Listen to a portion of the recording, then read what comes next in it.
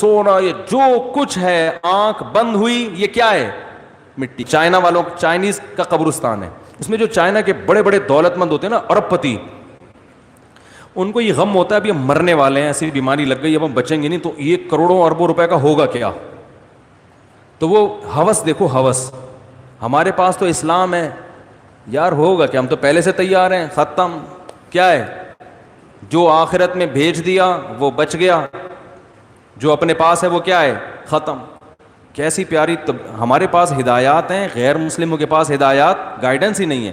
نبی صلی اللہ علیہ وسلم گھر میں آئے نا، امی عائشہ سے پوچھا کچھ کھانے کو ہے؟ انہوں نے فرمایا کہیں سے ہدیہ آیا تھا تو میں نے وہ سارا صدقہ کر دیا، ایک بکری کا پتر بچا ہے تھوڑا سا، باقی سارا کیا کر دیا؟ صدقہ. یہ بچ گیا ہے تھوڑا سا.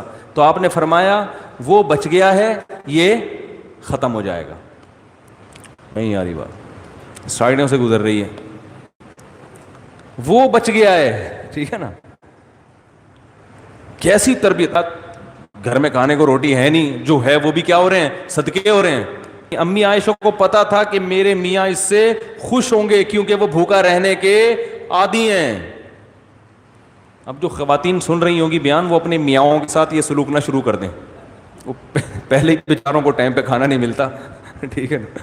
تو ہر ایک میاں اس طرح کی چیزیں افورڈ نہیں کر پاتا نا. جیسے ہے، جیسے میاں مارکیٹ میں چل رہے ہیں اسی حساب سے آپ کو چلنا پڑے گا. وہ ایک حضرت حکیم اختر صاحب رحمہ اللہ تعالیٰ سے کسی نے کہا کہ حضرت پہلے زمانے کے جو لوگ تھے، یہ مجھے چائنا کے سونے والی قبرستان والا واقعہ رہنا جائے، کہ حضرت پہلے زمانے میں جو پیر و مرشد بزرگ ہوتے تھے وہ تو کئی کئی ہفتے بھوکے رہتے تھے، جو کی روٹی کھاتے تھے، پھٹے پرانے کپڑے ہوتے تھے. آج کل کے پیروں کو دیکھو، بزرگوں کو دیکھو، اور لینڈ کروزر میں گھوم رہے ہیں، ایسے نفیس کپڑے پہنے ہیں اور خوراکیں بھی بڑی ٹائٹ چل رہی ہیں.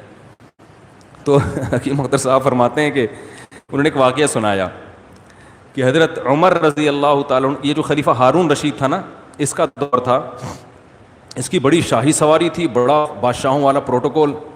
تو ایک شخص نے اس کے گھوڑے کی لگام پکڑ کے پوچھا کہ تم افضل ہو یا حضرت عمر بن خطاب افضل تھے؟ اس نے کہا عمر بن خطاب کا کون مقابلہ کر سکتا ہے بھائی، وہ تو سب سے افضل تھے. انہوں نے کہا وہ تو 15 پیوند لگے ہوتے تھے ان کے کپڑوں پہ، اور ان کی سواری بھی سادہ، ایسا لائف اسٹائل ان کا، اور تم ان سے کمتر ہو کے اپنی سواری اور اپنا جاہ و جلال اور اپنا لباس دیکھو. تو وہ بادشاہ نے فوراً جواب دیا کہ حضرت عمر کی حکومت تھی ابو ہریرہ جیسے لوگوں پہ، اور میری حکومت تم جیسے کمبختوں پر ہے. کمبخت تو میں کہہ رہا ہوں.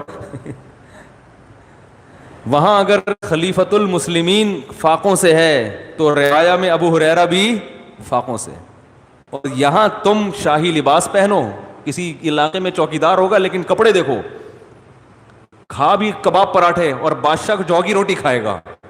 تو جیسی روح ویسے فرشتے.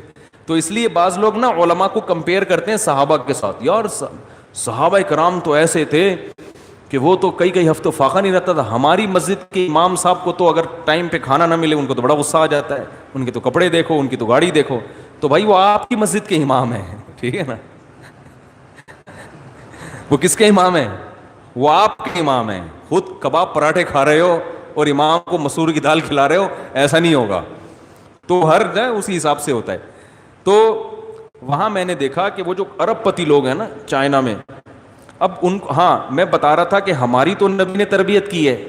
امی عائشہ سے کیا فرمایا کہ جو بچ گیا ہے وہ ختم، جو آگے بھیج دیا وہ اصل میں وہ بچا ہے. تو یہ نہیں کہو کہ یہ بچ گیا وہ ختم ہو گیا، وہ بچ گیا یہ ختم ہو جائے گا. اب جس کا یہ جذبہ ہو وہ قبر میں لے کے جائے گا، اسی طرح ختم ہو جائے. یا تو کھا کے ختم کر لو، یا صدقہ کر کے. کھا کے بھی اپنی باڈی پہ لگ جائے گا، استعمال میں آ جائے گا، عبادت ہو جائے گی، کچھ لوگوں کے ساتھ خیر خواہی ہو جائے گی.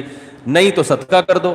لیکن جس کا آخرت پہ یقین نہیں ہے وہ کھر بھی بچائے گا، وہ اس کھر میں سے بھی آدھا کھائے گا آدھا بچائے گا. کہ انویسٹ کرو، انویسٹ، اس کھر سے بزنس شروع کرو. جس گائے کے کھر نہیں ہے وہاں لگاؤ یہ جا کے، اور اتنے پیسے لے لو. وہ ایک پاکستانی جا رہا تھا نا ٹرین میں، ایک سامنے چائنیز بیٹھا ہوا تھا، چائنیز کے مچھر آ کے یہاں بیٹھا، اس نے اٹھا کے کھا لیا. اس نے کہا اچھا ہے کسی کام میں آ گیا مچھر، ان کے یہاں کوئی اتنا بڑا مسئلہ نہیں ہے. تو پاکستانی کے آگے بیٹھا، تو پاکستانی نے فوراً مچھر پکڑا، بولا خریدے گا. ٹھیک ٹھیک. اس نے کہا کھا تو نہیں سکتے لیکن بزنس تو کرو نا بھائی.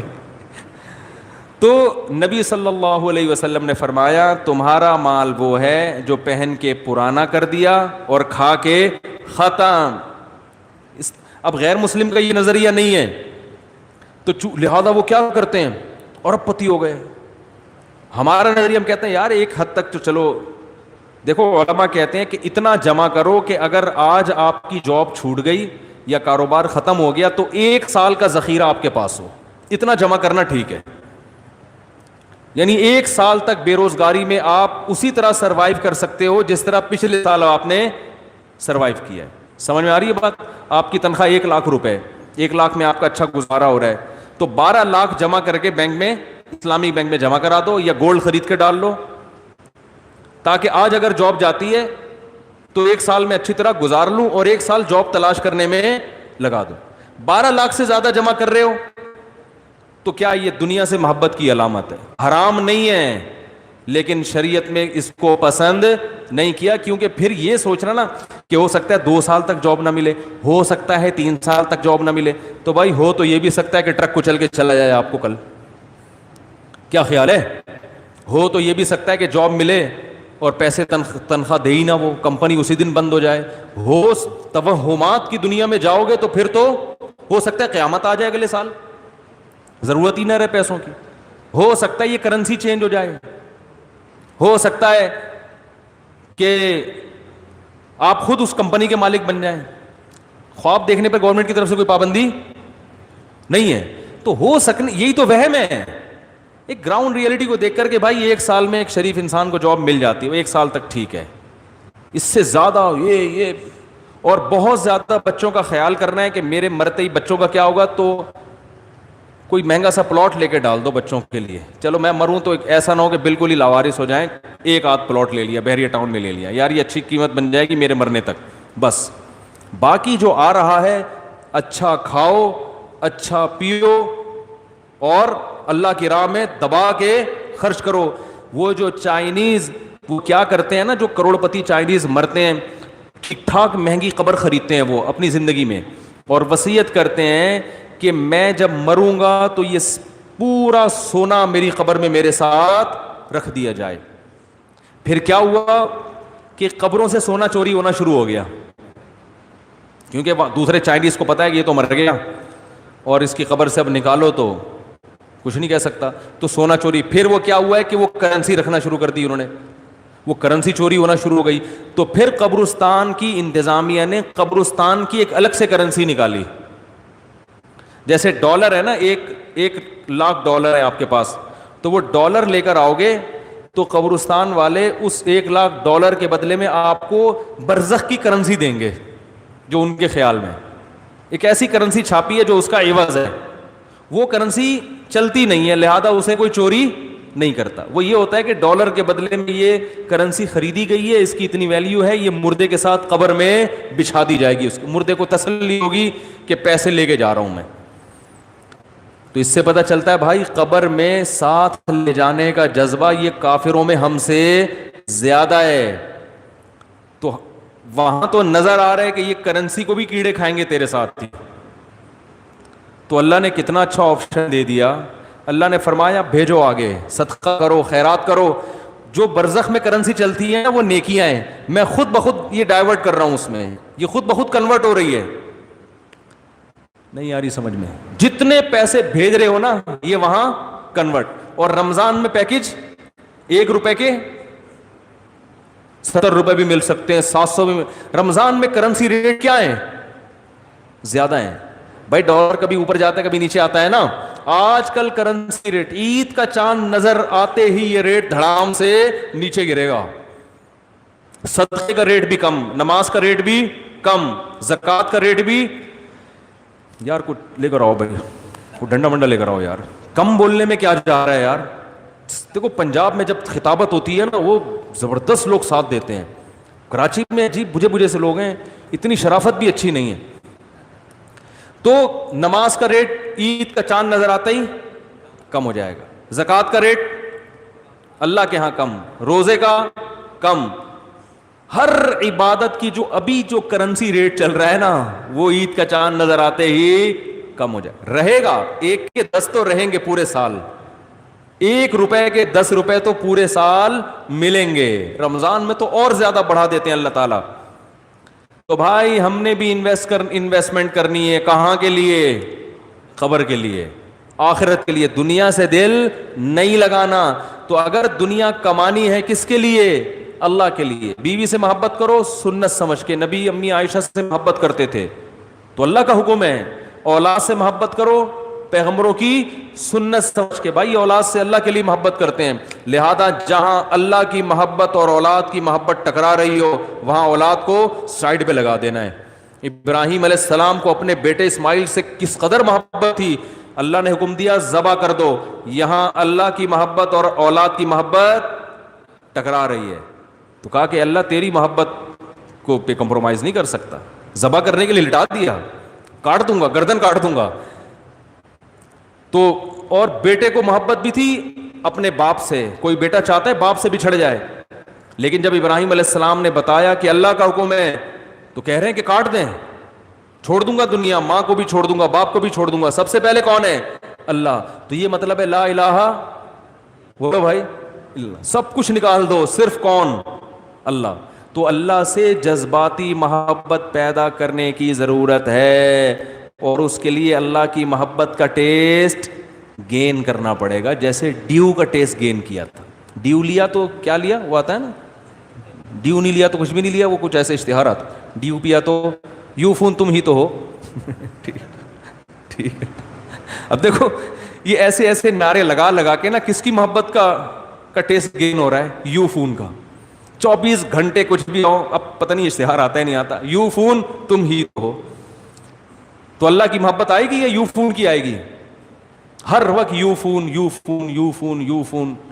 پتہ نہیں کون سے آج کل اشتہار زیادہ آ رہے ہیں، میں تو ٹی وی دیکھتا نہیں ہوں، ورنہ تو یہ ایڈ چلتے رہتے ہیں نا. ایک ہی ایڈ کو کمپنیوں والے بار بار گھما رہے ہوتے ہیں کہ ہر تھوڑی دیر میں یہ والا لانا ہے. تو ہوتے ہوتے اب ہمارے بچے مل کا ٹیئر کا نا کارٹون دیکھ کے مل کا ٹیئر بار بار کہ ابو مل کا ٹیئر لے کر آئے. اور میں کہتا ہوں بھائی ڈبے کا دودھ ہے اللہ کے بندو، لیکن کیا ہے سن سن کے ڈبے کے فضائل سن سن کے چاہے ڈبے جیسے بن جائیں، مگر اسی کے عادی. جو چیز سنتا رہتا ہے سنتا رہتا ہے سنتا رہتا ہے سنتا رہتا ہے، اس کی محبت کے چشمے پھوٹنا شروع. تو اسی طرح بار بار جب ذکر کریں گے بیٹھ کے بار بار بار بار بار بار اللہ کا نام، تو آہستہ آہستہ اللہ کے نام کی لذت حاصل ہونا شروع ہو جائے گی. تو بھائی کوشش کریں گے کہ نہیں کریں گے؟ تو 2 کام کرنے ہیں. ایک اپنے آپ کو ذکر اللہ کا عادی بنانا ہے، دوسرا اپنے آپ کو دعا کا عادی بنانا ہے. دعا تو مخ العبادہ ہے. 24 گھنٹے میں کم سے کم 1 مرتبہ ہاتھ اٹھا کے تسلی سے دعا مانگا کریں، اس میں دل لگے یا نہ لگے. ابن سیرین رحمہ اللہ کا ایک قول ہے کہ میں نے اپنے آپ کو 20 سال تہجد پڑھی ہے، میں نے عادت ڈالنے کے لیے 20 سال تک میرا تہجد میں دل، بولو بھائی، نہیں لگا. 20 سال کے بعد مجھے عادت پڑی ہے اور ایسی لذت تہجد کی ملی کہ دنیا کی ہر چیز اس کے سامنے ہیچ. تو بڑی بڑی قربانیاں دی ہیں پہلے لوگوں نے 20 سال تک. تو آپ 20 سال نہیں لگیں گے انشاءاللہ. آج کل لوگوں کی قوا کمزور ہیں، تھوڑے دنوں میں عادت ہو جائے گی اللہ کا نام لینے کی. تو اللہ سے نا عشق والی محبت، جذباتی محبت، اس کی ضرورت ہے. اور یہ ضرورت پیدا ہوتی ہے، یہ جذبہ کب پیدا ہوتا ہے؟ جب انسان ذکر کثرت سے کرتا ہے. تو تبھی دیکھو نا علماء کہتے ہیں نا کہ جو دین کا علم رکھتے ہیں ان کی 2 قسمیں ہوتے ہیں، خشک مولوی اور ایک تر مولوی ہوتا ہے نا.